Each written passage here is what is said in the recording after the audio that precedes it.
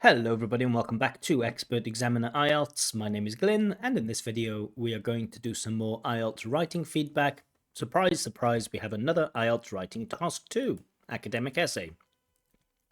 So, as always, we start by reading the question multiple times. Families who send their children to private schools.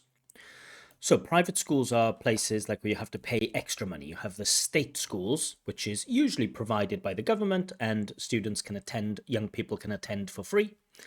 Or there are private schools where parents pay extra money because, maybe the teachers are higher level teachers or the school has a very good reputation. So families who send their children to private schools should not be required to pay taxes that support the state education system.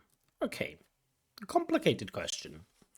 So the idea is this: we all pay taxes, right? We make money and we pay income tax on that money. Or when we buy something in the shop, there is something called VAT, value added tax, but all of that money goes towards the government so that the government has enough money to provide the services that a country needs: health services, transportation, and also education. But this question asks us, kind of puts this position forward that, well, if parents are paying privately, if parents are giving money privately to send their kids to school, they are not using the public education. And so if they are not using the public education, then they shouldn't have to, or it's wrong that they must pay taxes that go towards education. I'm definitely not saying that I agree with that position, but that's what the question, that's the issue. That's the issue and that's the argument that's put forward, or at least, yeah, the claim. Anyway, to what extent do you agree or disagree with this statement? Now, you probably, hopefully know my feelings about to what extent do you agree or disagree. It's better just to choose one, agree or disagree. Don't worry about any middle position. It's much more difficult to maintain a balanced view, in my opinion. And so the structure of such an essay should look like introduction, where we get background information on the subject, the background information here being, taxes that we pay or how government spends money on education.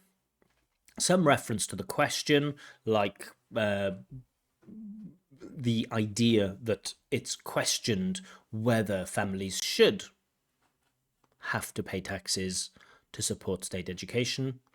And then I also want to see your position. I want to know if you agree or disagree with this idea in the introduction. Then, if you agree with this position, body paragraph 1, body paragraph 2, reasons why you agree. And then conclusion should be a summary of your main ideas and maybe a reflective comment. I like reflective comments. Maybe I should make a video about reflective comments. Or maybe I should make a video about writing conclusions in general. I don't know. Who knows? That's for the future. So let's take a look at this candidate's writing. Let's see what we get. First of all, let's check the number of paragraphs. Paragraph 1, cool. Paragraph 2, I like that paragraph 2 is longer than paragraph 1, cool.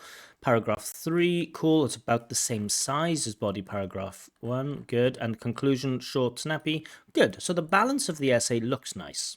Without reading any of the words, the balance looks nice. The paragraph structure looks nice.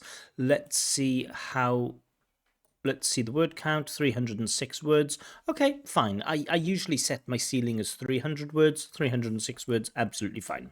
But okay. Now we need to look at the language. It is argued that some families claim, there's too much distance here. It is argued that some families do not need to pay taxes, or some families claim they do not need to pay taxes, but we don't want both. It is argued, which is distancing language, and families claim. So both of those, just one or the other. That they do not need to pay taxes it's not that they, and again, this is my philosopher brain coming out, it's not that they do not need to pay taxes, it's that they should not be required.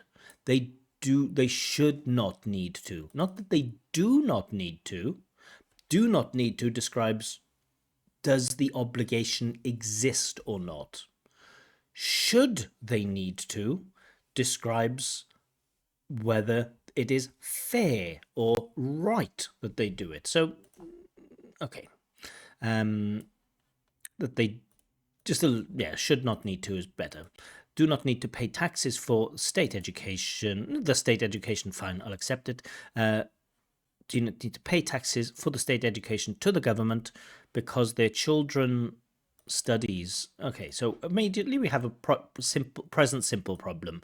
Children is plural, but studies is used with he, she, it. He studies, she studies, it studies. Children is they study. This is present simple. We teach it at beginner, we teach it at elementary, and we teach it at pre-intermediate. Knowing how to use present simple, it's one of the most basic things in English.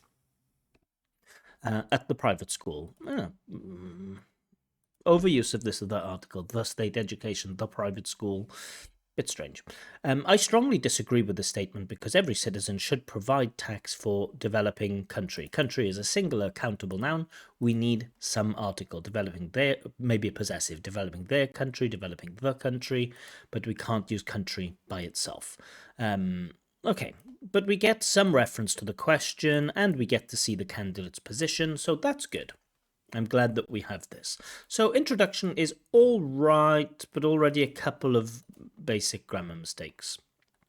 First of all, good signposting language. So now we should get reason one why, although the candidate has mentioned here the reason, I feel like talk about the reasons in the body. But okay, so we should get reason one why citizens should pay this tax. First of all, I believe that people have to pay taxes.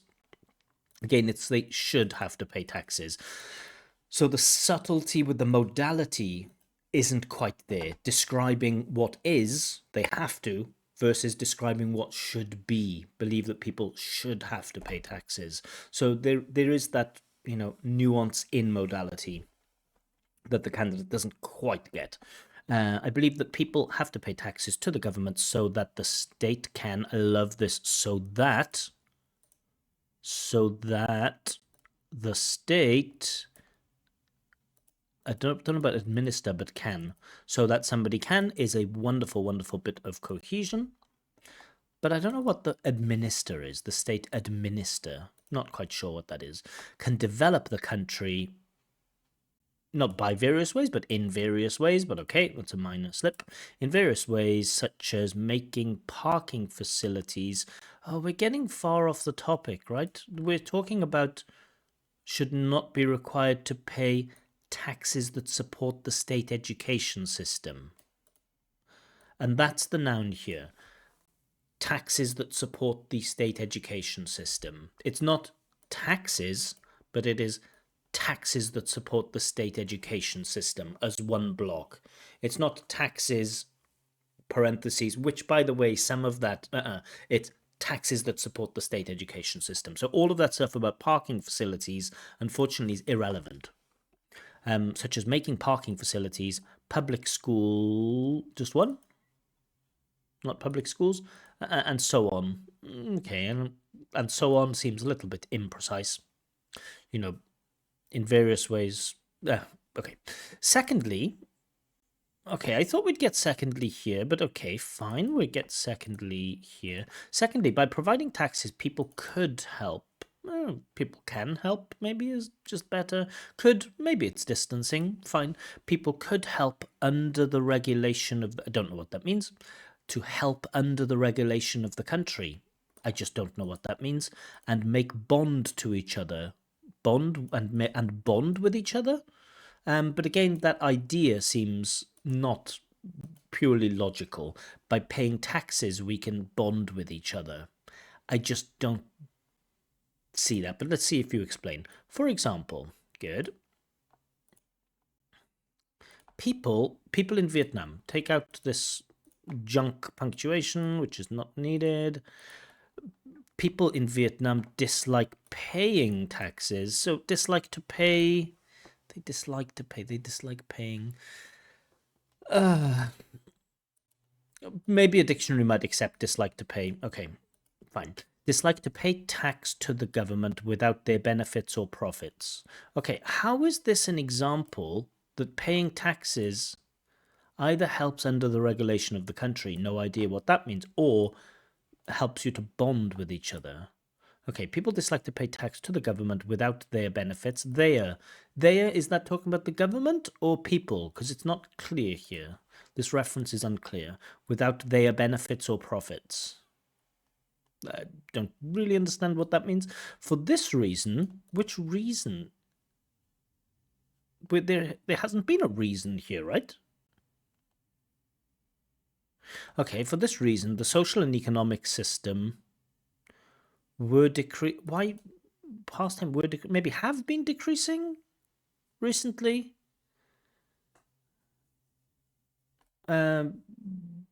Yeah, not this past continuous coming out of nowhere is a bit strange. Maybe economic system has been decreasing day by day in the country. As a result, they face numerous. I don't know who they is. Again, I'm not sure who they is. They face numerous problems, not only giving their tax. People, this isn't an example of this. You say, for example, but then you provide something which isn't an example. So that is, yeah, poor logical flow. So from this, I get one idea. Tax helps to develop the country, like helps to build parking facilities and public schools.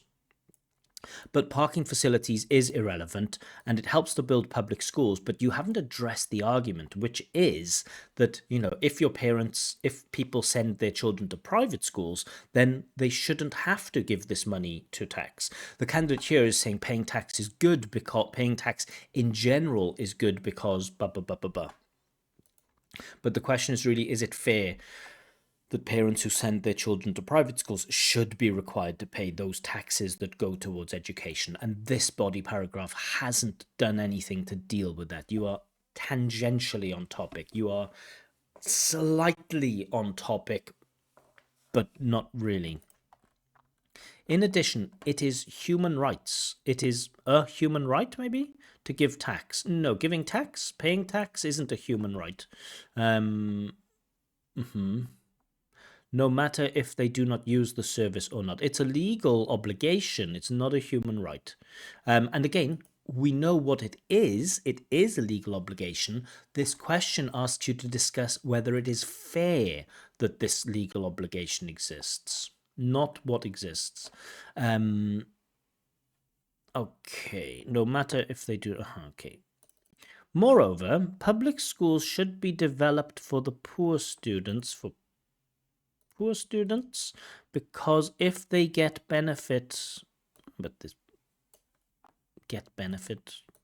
if they benefit from, maybe just if they benefit from, that would be fine. Use benefit as a verb here. Sounds much better. If they benefit from the public school. Okay, now we're running into bad cohesion. I need to reread this. Moreover, public schools should be developed for the poor students. Why? Because if they, I guess you mean poor students, benefit from the public school, comma, which is created by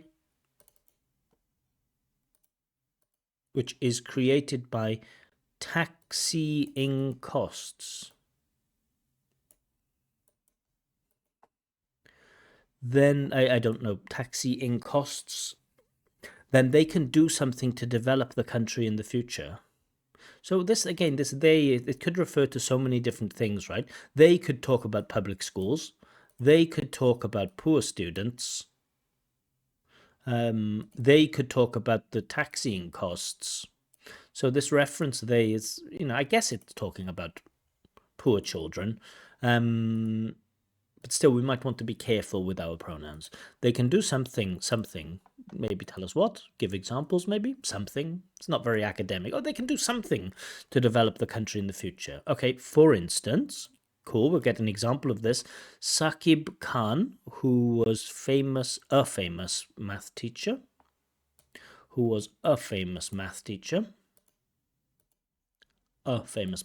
in Bangladesh, was a student of a public school, comma, although he was poor family. He was poor family.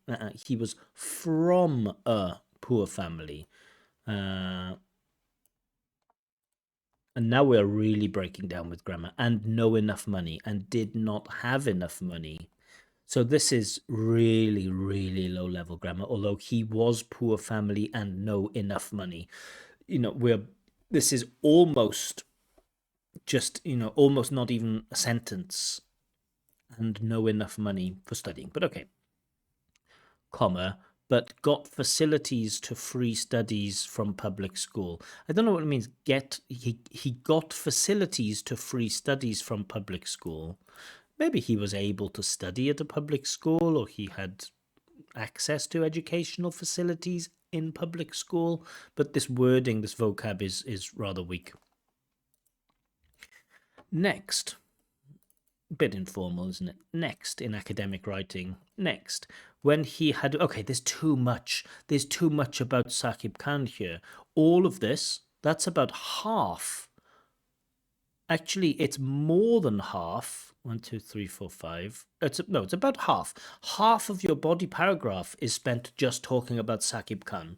Saqib Khan can be used as an example to help you demonstrate your point, but we can't dedicate half a body paragraph to Saqib Khan.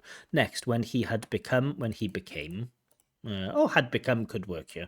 When he had become a well-known teacher, he created 5 public schools so that poor citizens. And now we get very good grammar, right?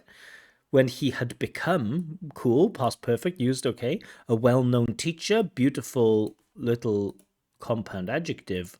He created 5 public schools so that, and could, great. So it's so strange. It feels like it's written by 2 different people, where this part is like elementary student or pre-intermediate student, A2 perhaps. And then this part really feels like it's B2C1. When he had become a well-known teacher, he created 5 public schools so that poor citizens could, again, get facilities from this school. I don't like this get facilities from. I don't know what it means. But so the candidate shows flashes of very, very good language, but also plenty of really imprecise or inaccurate language. Anyway, in conclusion, I completely disagree with their opinion. Again, you throw their and say, okay, reader, you work out who I mean when I say their opinion. Yeah, it's imprecise. Those do not want to give additional cost. I don't know what it means to give cost for the country. To give cost for the country. I don't know what that means. Give cost for the country because they believe their pupils are not studying in public schools but private. Those do not want to give additional cost for the country because they believe their pupils are not studying at public schools but private. That's why it's not mandatory to provide additional taxes. I have no idea what you're trying to say in the conclusion. There's no summary. You state your opinion, cool, completely disagree with their opinion. There's no summary of your main points, and then you make a very strange. Those do not want to give additional cost for the country because they believe their pupils are not studying at public schools but private. You're describing a belief that somebody has. That's why it is not mandatory to provide additional taxes. And now you're saying they don't have to provide additional taxes. I don't know. I just don't know what that conclusion is. So let's give some marks. Task response has to be a 4. We're just not on topic. We haven't done anything. We haven't done anything really to explain why we disagree with this point of view. Candidate has said why paying taxes is good. It helps to build car parks in public schools. Also, poor people benefit from public schools. Fine, but the candidate has done nothing to address the question of whether it's fair or unfair for these families to pay taxes that support the state education system. Um, and the conclusion is, I just there's not even an attempt at a summary. So, coherence and cohesion.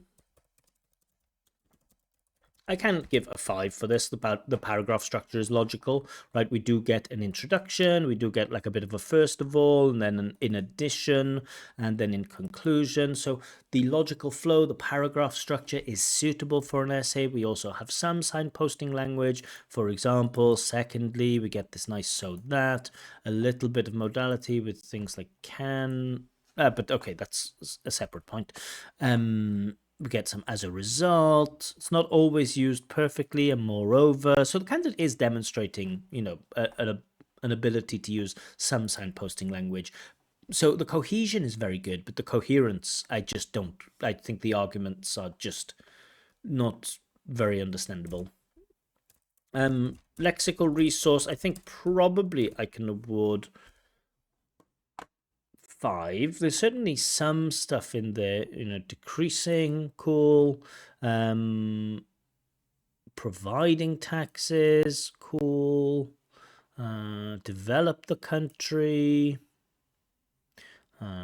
Every citizen should provide. Okay, provide taxes, slightly not great. Schools.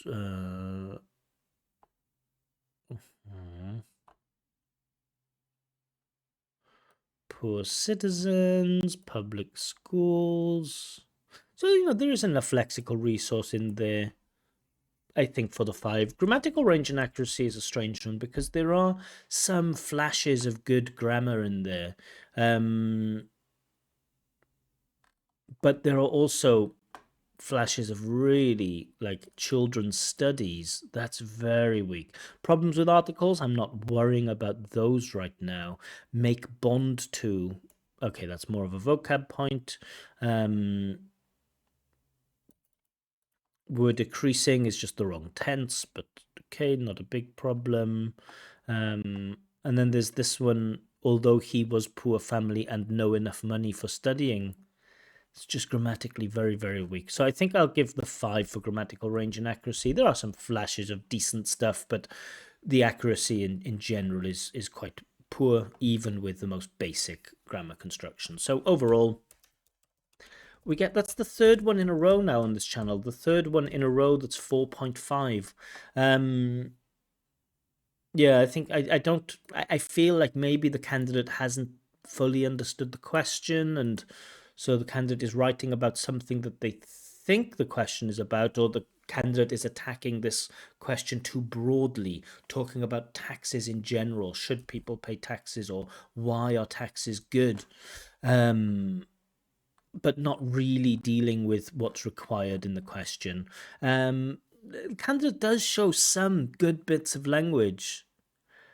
I think the candidate has probably, they've probably got to a level, or they probably have a very, um, how to explain it? Where the candidate has like never really picked up the basics of English, but has gone towards somewhere approaching advanced English, but still has those fundamental foundational problems with English, and sometimes going back and fixing that can be really difficult. But that would be my advice to the candidate, is to go back through an elementary, go back through a pre-intermediate grammar course, just so the candidate knows how to use present simple, present continuous, past simple, because those scores are really weak. And then, yeah, academic skills and writing skills. So the candidate, it depends what the candidate needs.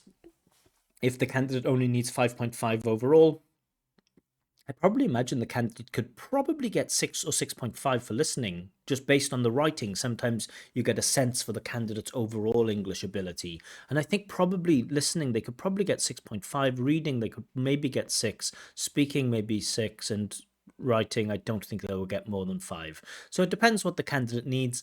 If the candidate needs a score of 6 or something like this, most people, they want a score of 6.5, 7, 6.5, or 6.